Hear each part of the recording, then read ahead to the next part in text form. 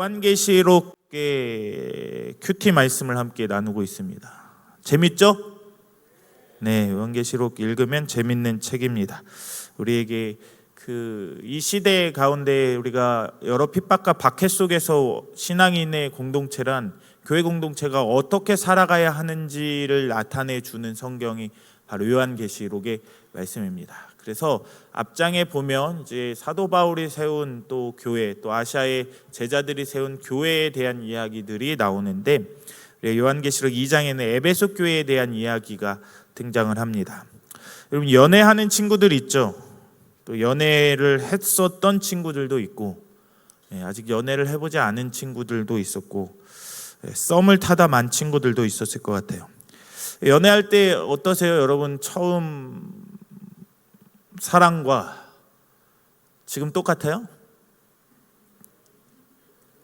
아니야? 똑같은 거 아니에요? 전 똑같아요. 그건 물어봐야 되지만 변화였을까요? 똑같을까요? 각기 여러분들의 생각이 아마 느끼는 감정이 다를 거예요. 나는 똑같다고 느끼지만 내 표현한 감정을 받아들이는 사람 입장이 더 중요하겠죠.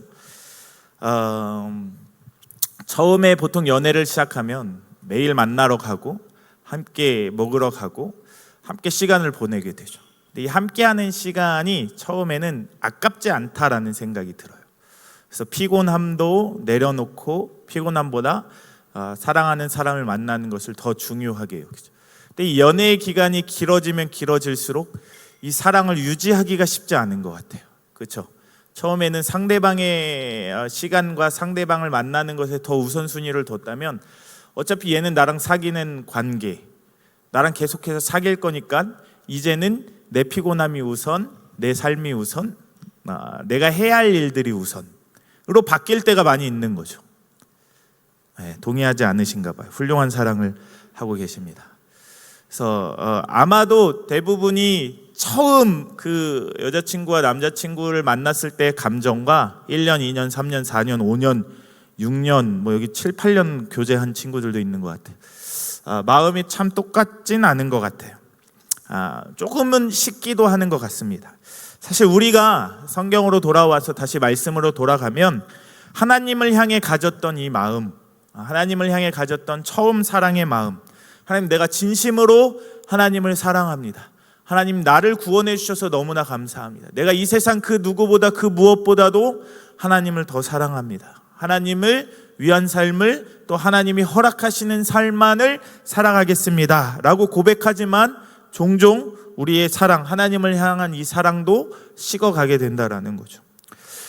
우리가 성경을 통해서 보았던 에베소 교회는 정말 열정적인 교회였습니다. 7교회 가운데에 칭찬만 하는 교회가 있고, 또 책망만 하는 교회가 있고, 또 칭찬과 책망을 동시에 받은 교회가 있어요. 에베소 교회는 칭찬과 책망을 동시에 받은 교회였는데, 그들이 믿음을 지키기 위해 싸웠어요. 그들의 신앙을 지키기 위해 로마의 그 황제 숭배 사상에 맞서서 목숨 걸고 자신들의 믿음을 지켜왔고, 또 거짓 교사들이 교회에서 판을 치고 믿음을 잃게 하는 그 가운데서 어떻게 하든 거짓 교사들을 쫓아내기 위해서 힘썼고, 거짓 교사의 이 말에 현혹되지 않기 위하여 열심히 성경 공부도 하였습니다.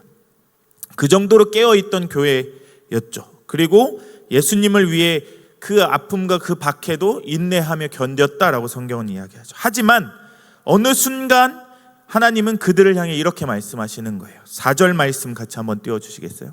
계시록 말씀 2장 4절 시작. 그러나 너를 책망할 것이 있나니 너의 처음 사랑을 버렸노라. 아멘. 하나님과의 관계도 여러분 마찬가지입니다. 처음엔 말씀을 읽는 것이 즐겁고 말씀을 읽는 것이 행복해요. 예배만 드려도 눈물이 나고, 또 찬양만 드려도 눈물이 주룩주룩 나면서 마음이 뜨거웠던 여러분의 감정들이 아마 있었을 겁니다. 그런데 우리는 어떻습니까? 지금은 모든 이들이 그렇다라고 말씀드리는 건 아니지만 형식적으로 예배를 드릴 때가 있고, 말씀을 숙제처럼 읽고, 큐티도 내가 해야 할 차례이기에 읽기도 하고, 기도는 마음 없는 습관이 돼버리지는 않았는지 여러분들이 한번 여러분들의 삶을 묵상해 보십시오. 우리 오늘 본문을 통해 하나님께서 원하시는 것은 우리가 얼마나 이 교회에서 하나님을 위해서 많은 일을 하는가를 하나님께서 원하시는 것이 아니라 얼마나 하나님을 사랑하고 이웃을 사랑함으로 그 사랑으로 하나님을 대하고 이웃을 대하고 있는지를 하나님께서 중요하게 여기심으로 우리의 삶을 이 사랑 가운데 한번 비교해 보고자 합니다. 신앙생활을 하다 보면 앞에서 얘기했던 것처럼 어느 순간 여러분의 마음이 식어 있는 자신을 발견하게 될 수도 있습니다.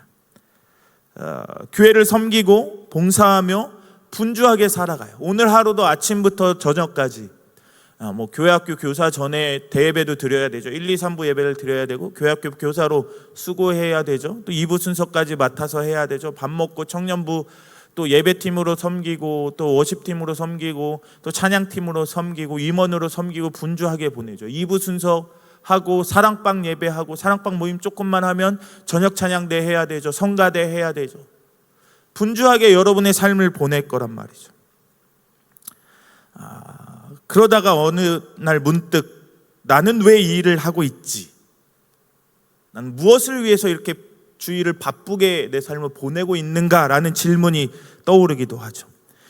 오늘 본문은 그런 우리 모두에게 하나님께서 주시는 음성이라는 사실입니다.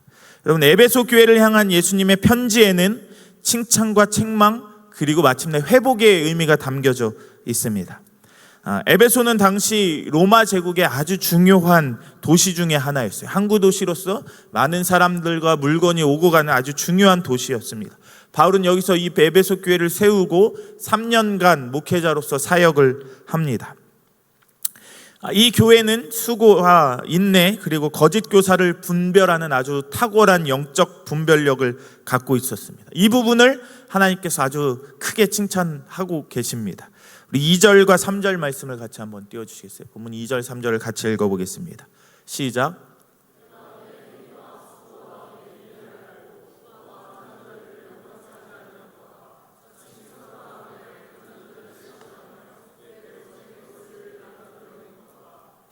또 내가 참고 내 이름을 위하여 견디고 게으르지 아니한 것을 아노라. 아멘. 예수님은 하나님의 교회를 위해서 에베소 교회 성도들이 얼마나 힘쓰고 애썼는지를 이미 다 알고 계신다. 너희의 수고와 너희의 행위 그리고 너희의 인내를 다 알고 있다라고 칭찬하십니다. 그들은 진리를 소호하며 부지런히 믿음을 지켜온 모범적인 교회의 모습입니다. 그런데 하나님은 그들을 향해 처음 사랑을 버렸노라 라고 책망합니다. 모든 것을 잘 지켰고 온전히 인내했고 믿음을 지켰으나 너희가 처음 사랑을 버렸노라 라고 말합니다. 굉장히 여러분 충격적인 말씀입니다. 아무리 바르고 아무리 뜨겁게 일한다 해도 사랑이 없으면 무의미하다라는 하나님의 평가예요. 고린도전서 13장에도 사랑에 대해서 나오잖아요. 산을 옮길 만한 믿음이 있어도 여러분 사랑이 없으면 울리는 꽹과리가 된다라고 말하잖아요. 아무 의미가 없다라고 성경은 이야기합니다. 처음 사랑을 버렸다라는 것은 여러분 단지 우리가 그 연애의 감정에 있어서의 그런 애정이 식었다라는 말이 아니에요. 뭐냐면 관계의 중심이 흔들렸다라는 것을 의미합니다. 여러분, 예수님을 처음 만났을 때의 감격, 그분만 사랑하던 단순한 열정은 이제 사라진 거예요. 그리고 의무와 습관과 외식적인 모습만 우리의 신앙생활이 남아서 우리의 신앙생활이 돼버린 거예요. 이 일을 왜 봉사하는지 모른 채 사랑을 잃어버려서 내가 이 워십팀을 왜 하는지 찬양팀을 왜 하는지 사랑을 잃어버려서 그 목적을 잃어버린 거예요. 그 목적을 잃어버린 채 그냥 신앙생활을 하고 있는 거죠. 연인 사이에라도 아무리 좋은 선물을 하더라도 그 선물을 주는 사람의 태도가 정말 그 사랑이 담기지 않는다면 그 사랑을 받는 선물을 받는 사람의 입장에서는 어떨까요? 받고 싶지 않을 거예요. 아무리 아닌가? 막 다이아 반지 막 몇 캐럿짜리 되면 아무리 이렇게 던져, 야 사왔어, 가져가, 받을 거예요? 남자들과 여자들이 달리하는 것 같아요. 어쨌든 그렇습니다. 잘 느껴지지 않지 않을까 싶습니다. 멋진 식당에 가서 함께 식사를 해도 상대가 나에게 관심을 두지 않으면 핸드폰만 보고 있으면 어떤 기분이 들까라는 거죠. 저는 사랑이 없어서가 아니라 저는 이렇게 호기심이 굉장히 많은 사람이에요. 그래서 식당을 들어가면 식당이 어떤 걸 이렇게 두리번 보거든요. 들어가면서부터. 그게 저예요. 제가 아내를 사랑하지 않아서가 아니에요. 그러면 자리에 앉는 순간 저희 아내의 표정은 이미 어두워져 있어요. 그럼 그 어두워짐을 알지 못한 채 여전히 구경을 하죠. 저기 사인이 있다. 누구 사인인가? 이렇게 보는 거죠. 메뉴를 시키려다 보면 저희 아내가 아무 말도 안 합니다. 그제서야 깨닫습니다. 근데 우리 딸이 저를 닮아서 호기심이 굉장히 많습니다. 어쨌든 상대방의 입장에선 나에게 집중하지 않고 다른 것에 집중하면서 뭔가를 베푼다고 하면 그것이 진짜 사랑으로 느껴지지 않는다라는 거죠. 신앙생활도 마찬가지입니다. 사랑 없는 열심은 여러분 아무 의미가 없는 거예요. 예수님은 이어서 이렇게 말씀하시는 겁니다. 5절 말씀 함께 띄워주시겠습니까? 네, 함께 읽겠습니다. 시작. 그러므로 어디서 떨어졌는지를 생각하고 회개하여 처음 행위를 가지라. 만일 그리하지 아니하고 회개하지 아니하면 내가 내게 가서 내 촛대를 그 자리에서 옮기리라. 아멘. 여러분, 회복은 거창한 결단이 아니라 그냥 알았어, 내가 다시 사랑할게 말로만 하는 것이 아니라 알았어, 내가 고쳐볼게 하는 게 아니라 여러분, 내가 어디서부터 이 사랑이 식었는지를 되돌아보는 거예요. 어디서부터 내가 하나님을 향한 마음, 상대방을 향한 마음이 무너졌는지를 돌아보는 것에서부터 시작되는 거예요. 여러분, 예배가 여러분 안에 만약에 형식이 되었던 순간이 있다면 기도가 입술에만 맴돌기 시작한 그 시점을 떠올려 보십시오. 내가 정말로 하나님을 사랑하고 열정적으로 내가 모든 것을 버리고 내가 중요한 일이라도 주일은 반드시 기억해서 지켰던 그 주일. 주일 예배를 드리면서 찬양을 드리며 눈물 흘리며 찬양했던 그 순간. 그러나 어느 순간부터 이 눈물이 사라졌던 그 순간으로 여러분 돌아가야 되는 거예요. 찾아가야 돼요. 그리고 회개해야 합니다. 회개는 여러분 단순한 후회가 아니라 항상 이야기했잖아요. 방향을 돌리는 것. 죄를 짓는 방향으로 가다가 회개란 죄를 짓는 방향에서 반대 방향으로 가는 거예요. 처음으로 다시금 돌아가는 겁니다. 예수님은 우리가 다시 사랑으로 행하는 자리로 돌아오기를 간절히 원하시는 거죠. 그래서 지난주 아모스 말씀도 같은 내용입니다. 회개하지 않으면 내가 내게 가서 내가 너에게 놓은 그 촛대를 옮기겠다라고 경고하시는 거죠. 이는 교회가 교회로서의 사명을 잃게 된다라는 겁니다. 단순한 꾸중이 아니라 교회의 존재 자체에 대한 심판이에요. 사랑을 잃은 교회는 주님의 몸이 될 수 없는 겁니다. 이 에베소 교회가 여러분 정말로 이 믿음을 열심히 지켰어요. 그래서 이단의 그 공격에 맞서서 열심히 대항했고 그 누구도 넘어가지 않기 위해서 최선을 다했어요. 그러나 본질을 잃어버렸어요. 그 가정 가운데 뭐냐면 사랑이라는 본질이에요. 하나님을 사랑하고 이웃을 사랑하는 게 자신의 믿음을 지키는 거에 있어서 후순위로 빠지게 되는 거예요. 그동안 열심히 하나님을 드려왔던 예배가 형식적으로 되고 그 다음에 이웃들을 열심히 섬기고 사랑으로 구제했던 행동이 이 이단의 공격을 지키는 것에만 치중한 채 이 모든 것을 잃어버리게 된 거예요. 그래서 교회 안에 소외된 자가 늘어났고 교회 안에서 실망하고 낙심하여 교회를 떠나간 영혼들이 늘어나게 됐다라는 거죠. 그렇게 되면 하나님이 이 교회를 평가하실 때 내가 이 교회를 알지 못한다. 이 교회는 나의 교회가 아니다라는 책망을 듣게 된다라는 거죠. 그러므로 우리는 기억해야 합니다. 바로 하나님께서 우리에게 하시는 이 말씀을 기억해야 해요.